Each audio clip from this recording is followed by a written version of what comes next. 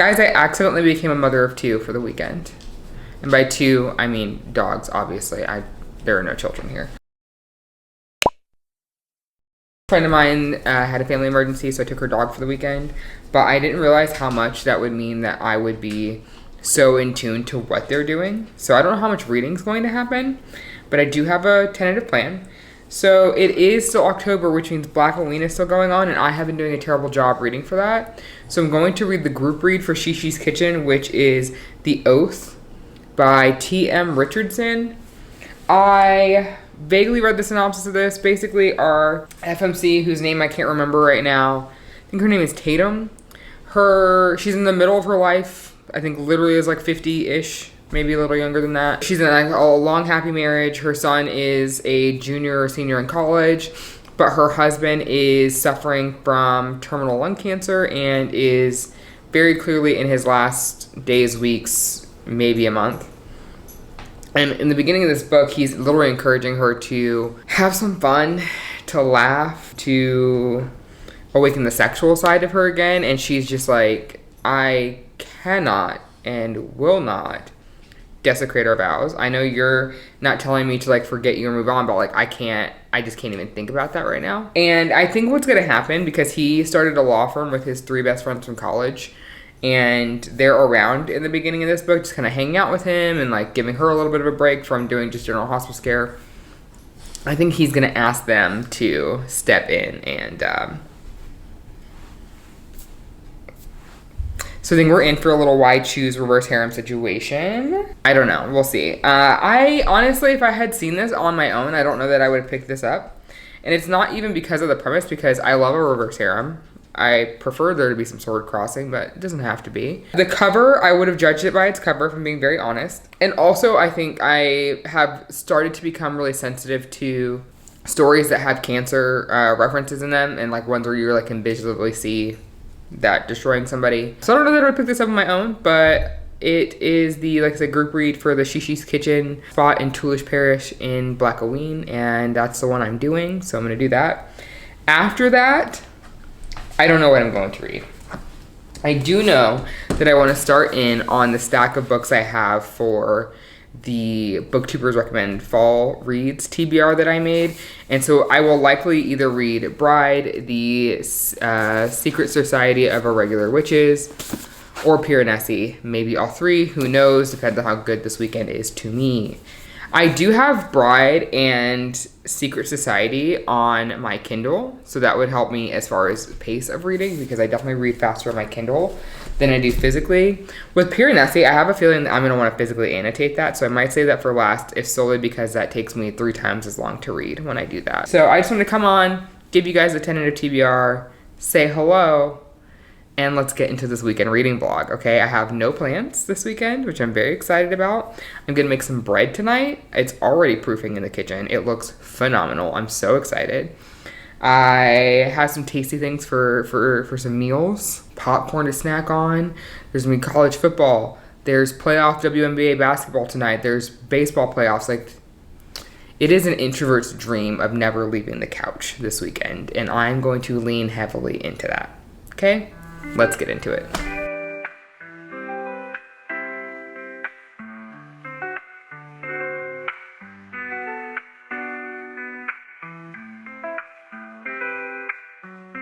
Hi, happy Saturday. It is early. Yeah, it's like 9. I say early. I've been up for several hours because these dogs are running me ragged. I already need a nap. It's 9 a.m. I shouldn't need a nap right now. But alas, I am 50% into The Oath, and I'm mostly having a good time. I didn't realize how short this book was. I'm on page 146 and this book is almost over, which means this book is just at 300 pages, which honestly isn't very short, but the pacing of this is moving really fast, but I don't feel like a ton is developing for how far we are into the book. So she just had a group date with the guys like a chapter ago, and then something happens at her work, and one of the guys had called her just to like check in on her and just see what was up, and could see that she was like crying. Like he FaceTimed her, and he's like, okay, he's like, you're done for the day, like go home, like you don't have any classes anymore. And she's like, I need to grade, and he's like, you can, like those papers will be there. He's like, he doesn't send her home, he sends her to his masseuse, which like, king, thank you. And then she gets home and he's in her kitchen making her dinner. So they're having a cute little solo date, kind of. But then he's like, actually... So then they go... So he goes to check on her after because she comes home from the masseuse. She goes to take like a shower or bath or something. And then he comes to check on her. And she's like, oh, I guess we should go down and eat dinner or something. Because he definitely relaxed her a little more, if you will. And after that, she's like, oh, we should go down and eat dinner. And he's like, oh, yeah, our guests should be here. And she's like, guests. And the other guys are down there. So... I think they're about to have a little group date again. She's obviously warmed up to the idea of being with them, even though, like, her husband didn't say, like, that's explicitly what she needed to do, but he was like, they're here for you in that capacity. And I think she's going all in on that, which good for her. These men all seem very smitten by her. They take their oath very seriously. And what I've liked is that each of them has given her, like, you have full control here. The boundaries are yours to behold. Say what you need. But the one thing that has bothered me a little bit is that something sexual has happened with all three of them, I think, at this point. After she says, like, they kind of have that moment where, like, boundaries are yours, like, you do whatever you want or don't want or, you know. But then, like, 2 minutes later, like, they're having a sexual encounter. And... each time the guy has initiated it, and to be fair, I think if she said no, they would all stop. I don't think it would go past that. But she just expressed like apprehension about changing their relationships, and then they each dove into that. And I don't know, something about that is kind of bothering me a little bit. So we'll see if that continues on. But I think at this point, because she said, I want to get to know you guys better and before we like do whatever, I think that it's going that way anyway. I just wish there had been some better development in that. I don't know. So we'll see. I'll let you guys know when I finish it how I feel, because I think I'll probably finish it before I update you again. Okay, I finished The Oath. I think I'm going to give this 4 stars, mostly because of the experience. I still had the same reservations about the pacing of the story. I think everything happened really fast. I think part of it was because they all previously knew each other, but I just didn't feel like I really knew any of the guys by the end of the story. But I fully believed in how much they love her. And because of that, I'm giving this 4 stars. The way they continued to show up for her was great. The way that she would challenge herself to let them in or let them take her on a different adventure or something was also great. So it was a good time. So I'm going to go take the dogs for a WALK. And then maybe watch a little football before I start my next read. I'm not sure what it's going to be, but I will be trying a chapter out of that stack I showed you guys earlier. But overall, had a good time with The Oath, and I'll be back for more. Hello, it's like 7 p.m. on Sunday night, and this is the first time I'm updating you since yesterday afternoon, but I just didn't pick up anything else yesterday. And then my grandpa called me to remind me that I had family in town, so I went to go over to his house to visit with them for a while, and it was a great time. And so now I've just been chilling all day. Hi, Frankie. Can you sit down, please? I got a vlog up for you guys. Spent the morning editing that, and I have just been reading Bride. The audiobook hold came in from my library, and so I've been tandem reading that with the audio, and it's great. I am 45% in, and I'm having the best time. I really have struggled with Ali Hazelwood's feminist fiction previously, so getting this like lightly fantastical situation has been very nice. It's been really engaging, very easy to buy into and to want to continue reading. So this, if you don't know, follows Misery Lark, who is the daughter of a powerful vampire on the Vampire Council, and Lo Morland, who is the alpha werewolf. And they are set up into an arranged marriage because the humans have a new governor who has no interest in maintaining the vampire-human alliance. And Misery's father was worried about what that would do to the vampires because they are the smallest, least powerful group of the 3 of them. And previously, before a massacre, there used to be vampire and werewolf marriages. So Misery has been promised off to Low for the next year, and things are tense initially, and honestly even still now they're a little tense, but they're having this like fun little rooftop moment together where they're kind of getting to know each other, and she's trying to convince him to let her go with him to potentially enemy territory because this man can't use technology and she's a tech whiz. So Ali did find a way to get a little feminist action into this book, but it's not as overwhelming is the wrong word because I like the concept of those books. I just have a hard time with the execution sometimes. And with this, it's nice because it's not the focus. And so she's having to put a little more work into the personalities of Misery and Low and help us understand what's going on around her. So I'm having a very good time with this. Honestly, I very well might finish this tonight because it's only 350 pages, I think, and I'm just cruising through the audio. I only started like 2 hours ago, so having a very good time. We'll continue listening, and I will update you with more info soon. Hello, update. I finished this last night. This was so good. I had the best time. Easy 5 stars. Is this a perfect book? No. Was it perfect for me? Absolutely. I honestly would put this in the same vein as Butcher and Blackbird. Now, hold on. Don't scream at me just yet. Hear my logic. You know with Butcher and Blackbird how it's like it's marketed as a dark romance, and I will say there's dark shit in there, but like it does not feel like a traditional dark romance, and it's honestly mostly comedy and sarcasm and vibes. I got the same vibes with this in that it felt very just light despite some of the heavier plot points that were happening. And the whole time it just felt really whimsical, and I was just like along for the ride, and I was having a very good time on this little roller coaster that we were on. There were some plot points that like had I been looking for them or trying to figure out the true mystery of things going on, I would have figured out very early on. But I definitely went into this with the mindset of I'm just here to have fun. I'm here to be a girl's girl. I'm here to be along for the ride. And that was the right choice.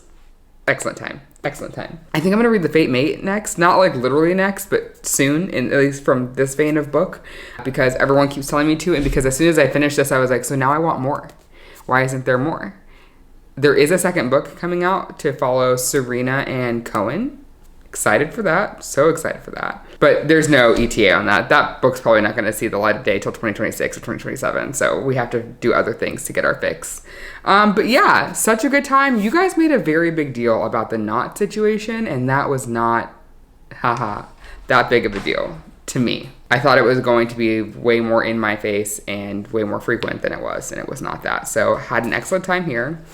I don't know what I'm going to read next in this vlog, because I low-key need to start another one, because I got the idea to do a Season of the Witch vlog, if you will, because I keep hearing that damn Lana Del Rey song, and I have all of these witch-themed books sitting on my shelves, and I was like, I'm gonna read those bitches. I absolutely am. So anyway, loved Bride, 5 out of 5 stars, had a great time, 10 out of 10 recommend.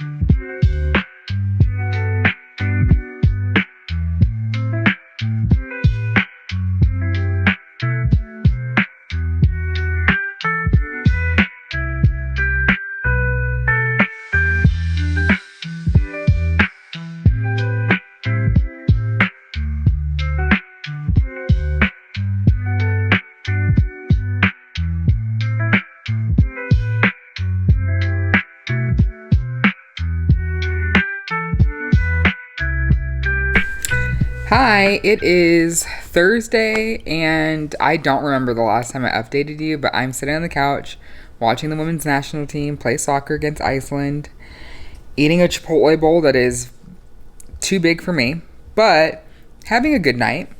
I realized I started and finished Power Play by Chelsea Curto and did not tell y'all. It showed up in my inbox on Sunday. I did not realize that I signed up for the ARC, but apparently I did, because I received that, which is very exciting to me. And I had the best time getting to know Piper and Liam. Liam is the goalie on the team. We met him during Face Off, which was Emmy and Maverick's book. I almost forgot Maverick's name. I was like, Miller? I was like, yeah, his last name's Miller, but what's his first name? He was great. And then Piper works on the communications team for the organization. They are the epitome of grumpy sunshine. Like, Piper walks around in a bright ass pink blazer on game day to do like sideline reporting and things. And she has not just left a marriage, it's been a couple of years, but it is still, the wounds are still very fresh, if you will. Her ex-husband is a piece of shit. Absolutely awful. And she is looking for someone to safely explore her sexuality with, because her ex-husband was the one and only man she'd ever been with, and that man put no effort into helping her figure out what she liked, what she wanted. It was all about him. So there are a lot of things that she thought were supposed to be specific ways that definitely were not. And so Liam helps her with that. That man has liked her since she showed up at the organization, and she was married when she first started. So the fact that he's liked her for that long, he kept his distance, he was not, gross about it. And when she got divorced, he definitely noticed the moment that ring was no longer on her finger. He still did not make a move. Apparently, she was very drunk on a night in Canada. I guess they were probably playing a Canadian hockey team. They're on a road trip. And he took care of her that night. And he, I think, fell in love with her that night, if I'm being very honest, based on his recollections of it. But he's one of those grumpy male main characters that is going to be just the ultimate, like, big loving teddy bear of a man to her, and that's exactly what he was. He was very protective. I also really liked how he very clearly has like a dominant streak. Sounds wrong because I don't mean it in like a sub dom situation. I just mean like he's the goalie on the team. He's not the captain, but he is very much like big captain energy. What he says goes when he opens his mouth on the team. And it's kind of like that in his personal life too, but with her, it was more of like, he would say things that were about her being either a better version of herself or realizing how great she was. So for example, when we first see him on page, he's getting treatment in the treatment room, if you will. I can't remember. Her friend Chloe, I think it was Chloe was her name, works in there. And so she's going in there thinking Chloe's on a break, not realizing that there are any players around. Liam's the only player there. And he's getting treatment on his hamstring. And she's like sorry for interrupting and is like making, not excuses, but like apologies about it. And she goes, well, I can come back later. And he looks at her and goes, do you do this all the time? And she's like, do what? He's like, make your shit not as important as everybody else's shit. He's like, because you're important too. And so he would just do stuff like that. She suffers from like migraines, and he would like get onto her about like not taking care of herself, but then also was very quick to recognize the privilege that he has as a professional hockey player. And he basically has like the best insurance in America, and our insurance is trash here. So getting to see him deal with that was very nice.